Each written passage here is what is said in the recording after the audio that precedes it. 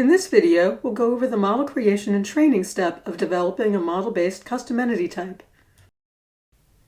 This is the final step in the process after you select test data, refine model guidelines, and assemble training data.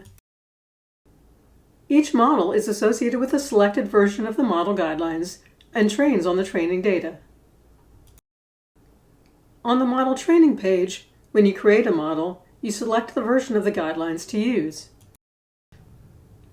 Textual first uses the guidelines to annotate the training files. You review the detected values to determine how well the guidelines performed and whether you want to train the model. The training can take a very long time, several hours or more, depending on the size and number of training files. When the training is complete, the model is used to scan the test data to identify entity values. The model is scored based on how well its detections in the test data match the definitive set of values that you established. From the trained models, you identify the active model for the entity type.